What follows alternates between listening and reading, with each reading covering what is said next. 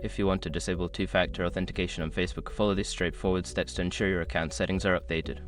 Step 1. Log into your account. Open Facebook and enter your login credentials to access your account. Make sure you are using the device where you have two-factor authentication enabled. Step 2. Go to Settings. Once logged in, click on the downward arrow in the top right corner of the page. From the drop-down menu, select Settings and Privacy, then click on Settings. Step 3. Navigate to Security and Login. In the left sidebar, find and click on Security and Login. This section contains all the security settings related to your account, including two-factor authentication. Step 4. Edit two-factor authentication. Look for the two-factor authentication section. Click on Edit next to it. You may need to enter your password again for security purposes. Step 5. Disable two-factor authentication. Before starting recovery, use the sRock.com link in the description to open the account recovery checklist generator and make sure your verification details are ready.